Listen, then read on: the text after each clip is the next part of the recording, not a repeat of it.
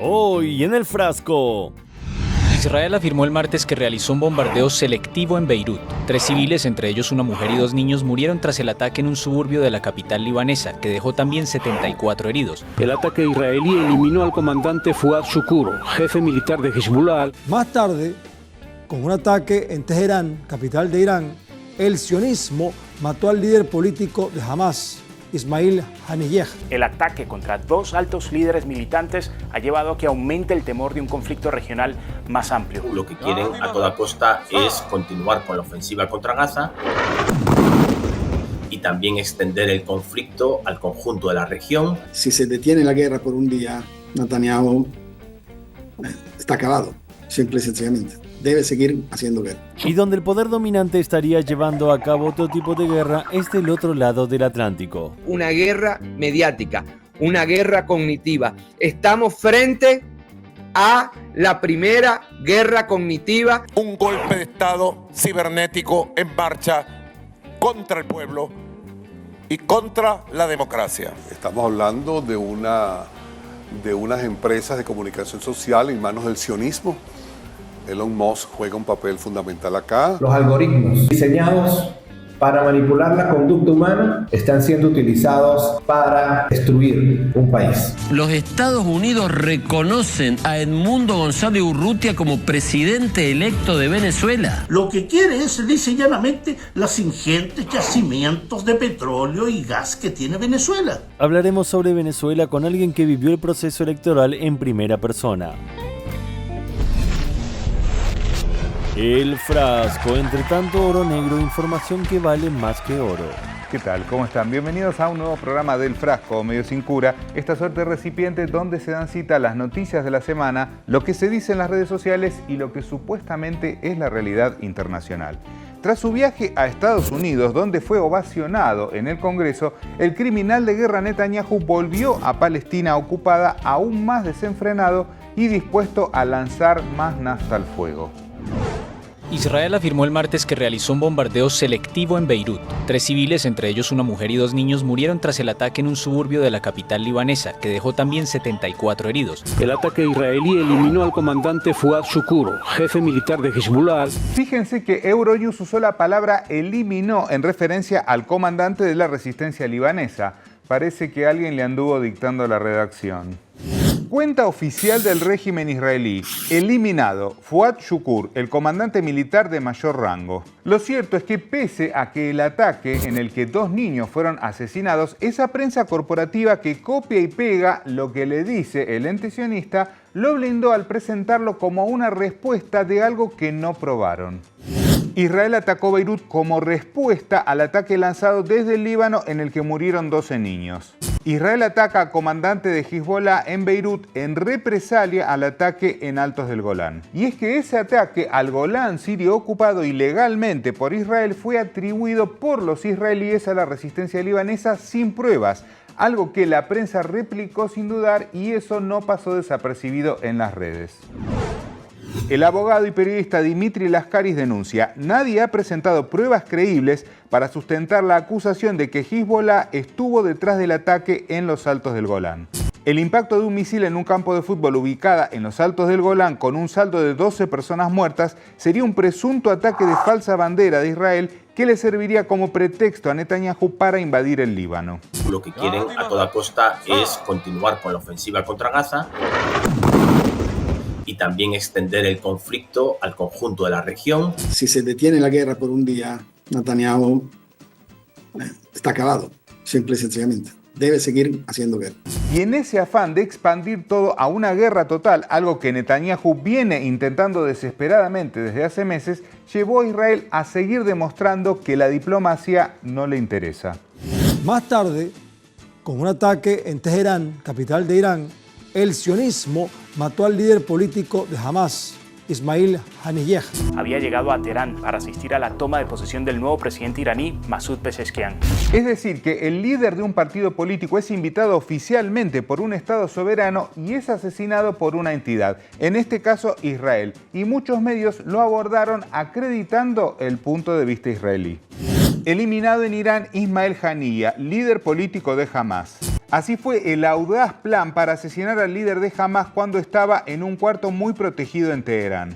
Ismail Haniyeh no era candidato al Premio Nobel de la Paz. El asesinato de Ismail Haniyeh en Teherán es un atentado terrorista con toda la relevancia que eso tiene. Imaginemos qué pasaría, por ejemplo, si Rusia asesinara a un líder occidental mientras este visita a Zelensky en Ucrania. ¿Qué diría la prensa dominante?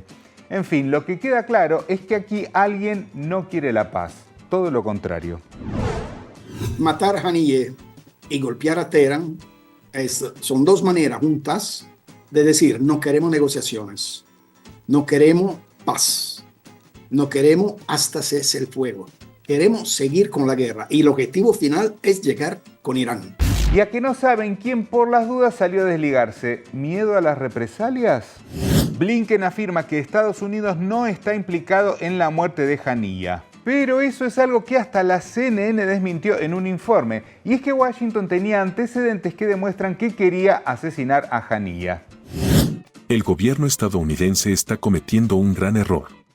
Se trata de una clara injerencia en los asuntos internos palestinos. Se convirtió en jefe político de Hamás en 2017 y poco después fue nombrado terrorista global especialmente designado por Estados Unidos. Haniyeh cumplía un rol importante en las negociaciones para el cese al fuego en Gaza y su asesinato despeja las dudas de si a Netanyahu le interesa la vida de los rehenes israelíes o no. La pérdida de Haniyeh del núcleo del liderazgo de Hamás ahora ha disminuido drásticamente las posibilidades de que los rehenes israelíes sean liberados y pone en espera cualquier esperanza de paz en la región. Con lo que está demostrando entonces el gobierno israelí es, una vez más, que no le importa la vida de sus propios ciudadanos en manos de Hamás, porque sabe claramente que acciones de este tipo arruinan la más mínima posibilidad de llegar a un acuerdo. Y aunque medios israelíes expresen satisfacción por el asesinato de Haniyeh, que manifiesten no tener alegría, tal vez tenga que ver con lo siguiente. Ellos podrán matar 1, 2, 10, 20 líderes, pero van a aparecer 1000 líderes más. Tenemos que contar con que Hamás no va a rendirse, va a seguir adelante y que Israel no va a conseguir nunca por esta vía ni la derrota política ni la derrota militar de la organización. Este ataque y asesinato fue realizado en territorio de Irán, pero aquí viene otro clásico de la prensa occidental. La víctima es quien amenaza. Irán amenaza con vengar el asesinato de Ismail Haniyeh, el líder político de Hamás. Máxima tensión en Medio Oriente. Irán amenaza represalia e Israel dice estar listo ante cualquier escenario. Es un atentado y un ataque que se hace contra un líder político palestino invitado por el gobierno iraní a la toma de posesión del presidente Pezeshkian y que es asesinado en la capital de la República Islámica de Irán. Y eso da derecho absolutamente a llevar adelante un ataque en legítima defensa. Toda esa campaña mediática para girar el sentido y hacer ver a Irán como la amenaza sirvió para justificar el accionar de la potencia que horas antes decía no tener nada que ver con lo ocurrido. Estados Unidos desplegó portaaviones y buques de guerra en Medio Oriente y Europa tras las amenazas de Irán a Israel. El Estado sionista cumple como fiel portaaviones del imperio en Asia Occidental con llevar adelante estas acciones de desestabilización. Acciones de desestabilización como la que el mismo país que patrocina a Israel parece estar llevando a cabo en Venezuela, el país con las mayores reservas mundiales de petróleo. Pura casualidad. Lo que quiere es, lisa y llanamente, los ingentes yacimientos de petróleo y gas que tiene Venezuela. En la faja del Orinoco, en el Esequibo, los metales raros, el gas, el oro. Teniendo presente esto, es más fácil comprender la ofensiva contra Venezuela a través de cataratas de engaños divulgados en las redes sociales. Este video, incluso compartido por Elon Musk, fue utilizado para hacer creer que chavistas estaban robando urnas. En realidad, se trata del robo de aires acondicionados. También se afirmó que esta imagen correspondía al Consejo Nacional Electoral, CNE, y que los gráficos mostraban la victoria de Edmundo González, paparruchada. No son trabajadores del CNE, sino de Mercal Aragua, del sector alimentario. Esto ayudó para alimentar esa matriz comunicacional en la que se afirmaba que el gobierno hizo fraude. ¿Y saben qué usó para la supuesta fuente? Una encuesta, pero no solo eso. ¿De quién? De Edison Research. ¿Quién? Vean. Los principales clientes de Edison Research son los propios medios de propaganda del gobierno estadounidense, como Voz de América o Radio Free Europe, tradicionalmente vinculados a la CIA, según reconoce el propio New York Times. Estos medios pertenecen a la Agencia de Estados Unidos para los Medios Globales, un órgano con sede en Washington. Pues al final el fraude de las elecciones venezolanas fueron las encuestas que nos colaban dando la victoria a la oposición y los medios que las difundían. Cantado el fraude, Estados Unidos no se demoró en reconocer al Guaidó 2.0 de Narnia. Los Estados Unidos reconocen a Edmundo González Urrutia como presidente electo de Venezuela. Evo Morales, el reconocimiento de Estados Unidos a Edmundo González no es otra cosa que la confesión clara de que ellos están detrás del golpe de Estado contra Venezuela. Ni siquiera esperaron a que el Consejo Nacional Electoral publique los resultados. La denuncia de fraude y la posterior autoproclamación también fue acompañada de violencia en las calles, un guión ya ejecutado con anterioridad. Nuestras farmacias fueron sujetas al vandalismo y destrucción, farmacias que garantizan los medicamentos al pueblo venezolano. La farmacia que es un beneficio para nuestra parroquia o dañar las instalaciones del metro, no estoy de acuerdo con eso, pues ya eso es vandalismo. Los democráticos opositores incendian el hospital periférico de Coche en Caracas y también han quemado farmacias populares. ¿Los asesora Netanyahu? Bueno, no sé si Netanyahu, pero sus patrocinadores muy probablemente. A estos ataques también se sumaron alborotadores derribando estatuas de Hugo Chávez, pero la prensa dominante optó por llamarlos simplemente manifestantes. ¿Por qué será? El presidente de Venezuela, Nicolás Maduro, afirmó el jueves estar preparando 2 cárceles de máxima seguridad para los más de 1000 manifestantes detenidos que denuncian su cuestionada reelección. Manifestante, AFP, o es que tú tienes los ojos cerrados, o eres ignorante, o eres malintencionado, o las dos cosas a la vez. Manifestante que le queme un carro a un transeúnte y lo golpea y lo hiere. Manifestante el que trata de quemar un hospital. La misma línea siguió France 24 intentando victimizar a quienes provocaron graves daños y así demonizar al gobierno venezolano. Maduro dice que alista cárceles de máxima seguridad para manifestantes en Venezuela. ¿Qué hacen ustedes si consiguen un poco de gente drogada con armas disparándole a transeúnte y quemando una plaza, destruyendo una estación del metro? ¿Qué hacen en Francia? ¿Los premian? Todo esto, que se parece a una película que ya hemos visto contra Venezuela, tiene algunos elementos novedosos. Nada es casual. Una guerra mediática, una guerra cognitiva. Estamos frente a la primera guerra cognitiva. Hoy en Venezuela somos ratas de laboratorio. Estamos ante una de las primeras operaciones ciberpsicológicas más importantes de este siglo. Esta guerra mediática, esta guerra cognitiva, este ataque cibernético está dirigido a manejar el cerebro para que salga del ser humano lo peor que tiene, el odio desatado. Sigamos ampliando en ese concepto. Veamos lo siguiente y hablamos con nuestro invitado del día.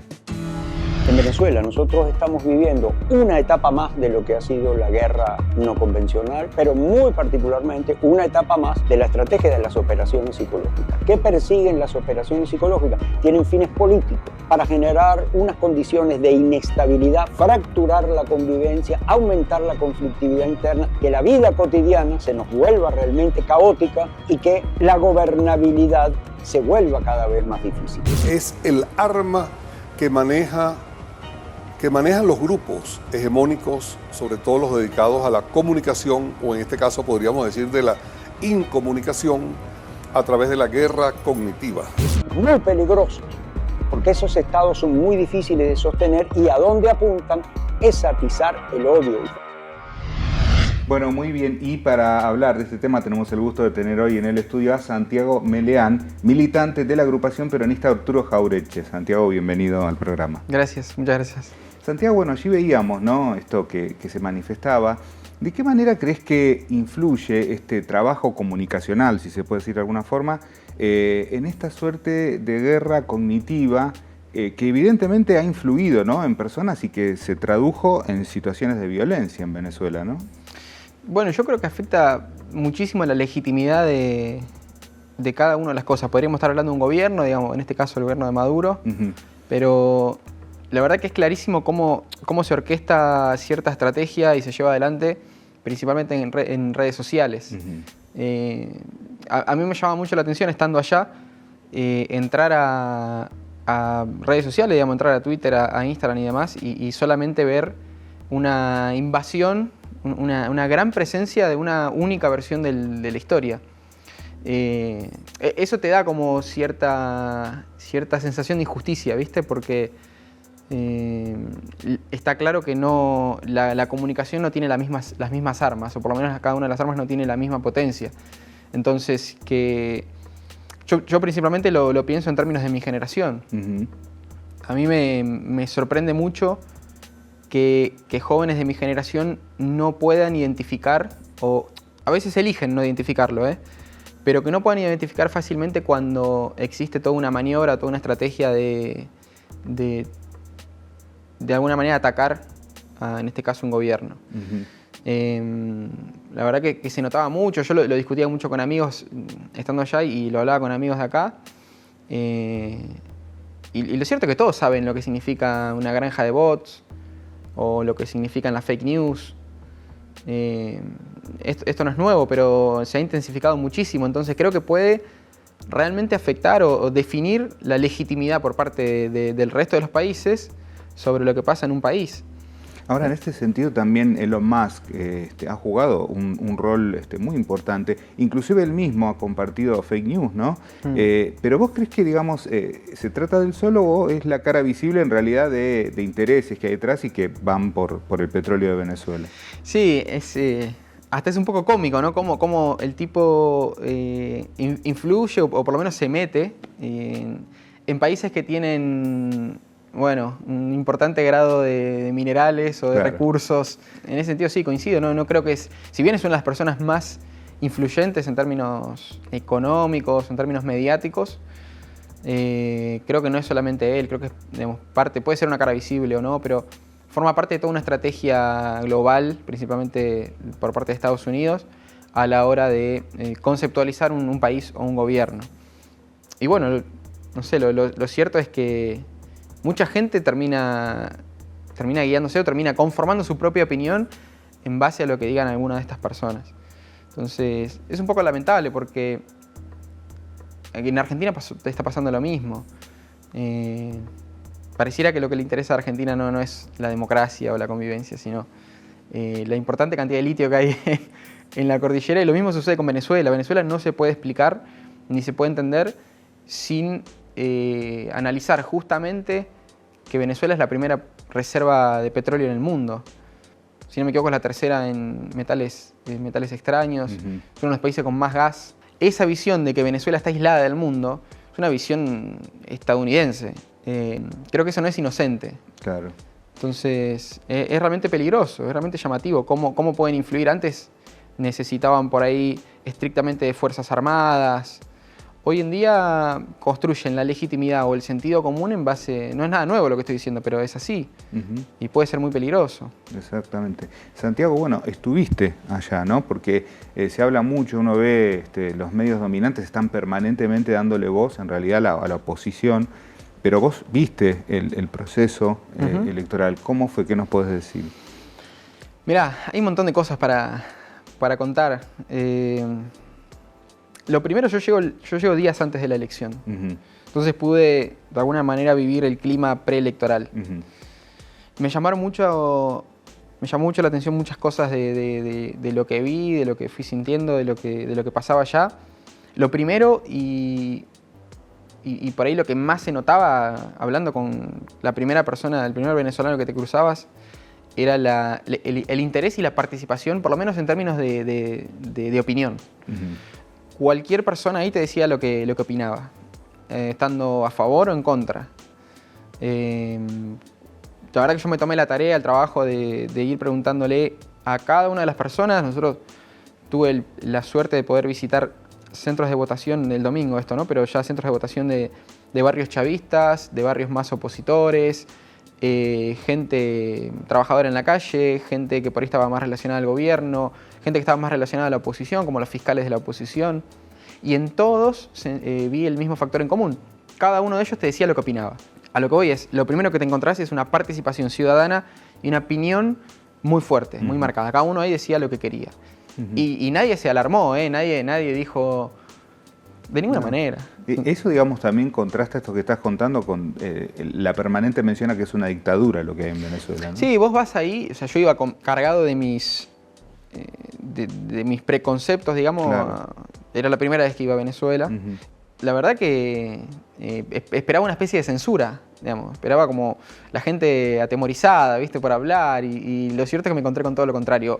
Primer punto como normal, o por lo menos similar a nuestra sociedad. Solo tuvimos, como te decía antes, en diferentes centros de votación de barrios de tendencia más chavistas, de barrios de tendencia más opositores. Ahí hay como una clara división, si querés, en términos socioeconómicos, que es el este y el oeste. Claro. Y en todo el proceso electoral vi un proceso electoral muy ordenado y muy pacífico. Que esto incluso también lo rescatan dirigentes de la oposición, dirigentes de afuera, incluso medios de comunicación argentinos, diciendo, che, la jornada electoral fue pacífica. Claro. La verdad que fue tranquila y ordenada. Hablando con fiscales opositores, che, ¿todo bien? ¿Cómo bien? No, todo bien, todo tranquilo. Incluso ya está como aburrido, ya está la tarde, ¿viste? Sí. Así que en ese sentido, muy tranquilo, ¿no? El proceso electoral no, por lo menos el día, la jornada, obviamente que el lunes ya se sentía mucho más tenso, pero el domingo, hasta que se cerraron los comicios, ni un drama. Que un poco también me sorprendía de los días anteriores verlo en la campaña. Es decir, uno piensa una dictadura y un candidato opositor con una relación mucho más distante. Bueno, yo lo que vi allá era la principal dirigente de la oposición haciendo campaña en todo el país. Claro. Entonces, creo que a la hora de analizar la situación de Venezuela hay que ser justos también. Y yo lo planteé como un militante político. Trato y esfuerzo de alejarme de los dogmatismos, de los fanatismos y tener un análisis un poco desde mi perspectiva personal y como militante político del peronismo. Y creo que hay que ser justo con el análisis y bueno, lo que se ve es eso también. Ahora, Santiago, lo que también ocurrió después, ¿no?, del proceso electoral fue que en la OEA se intentó, ¿no?, hacer una suerte, tomar una resolución que fracasó finalmente. ¿Crees que esto expresa también que en la propia región no hay una homogeneidad con respecto a la situación de Venezuela? Sí lo creo, y creo que es en algún punto lamentable, y por otro lado creo que es una oportunidad. Es lamentable que la OEA rápidamente intente interferir en un país tan importante y tan delicado como Venezuela. Creo que es lamentable porque la región, principalmente la latinoamericana, ¿no? Digamos, la OEA, si bien es un organismo internacional americano, creo que la región latinoamericana tiene grandes oportunidades a la hora de articular o de organizar su región en función principalmente del mercado, del comercio internacional y de las relaciones internacionales. Está sucediendo todo una transformación o un camino hacia el multipolarismo, digamos, las relaciones multipolares de la comunidad internacional, alejándonos de la única hegemonía de Estados Unidos. Me parece que lo que hace la OEA o el resultado de ese intento de resolución de la OEA es un intento más de mantener un estatus hegemónico por parte de Estados Unidos, desentendiendo también cuál es el contexto internacional. Creo que el único que no entiende que el mundo ha girado hacia la multipolaridad es Estados Unidos. Santiago, bueno, muchísimas gracias por haber estado hoy aquí en el programa. Gracias por invitarme. Bueno, y nosotros, como siempre, nos vamos a un retro tweet, una frase del pasado que, por supuesto, nos va a hacer pensar en todo lo que vimos en el programa del día de hoy. Vean. La maniobra de Estados Unidos es conocida: provocar grandes luchas y disturbios que les permitan intervenir después, con el fin aparente de restablecer el orden en países que tienen fama de ingobernables. Manuel Ugarte. Hay un mundo que evidentemente está agonizando, uno que precisa seguir generando conflictos y promover la violencia porque ya no encuentra otra forma de subsistir, pero que sabe que el crecimiento de una poderosa alternativa le marca el inexorable camino hacia su fin. Los esperamos la próxima semana, como siempre aquí por Hispan TV. Muchas gracias. una guerra mediática, una guerra cognitiva.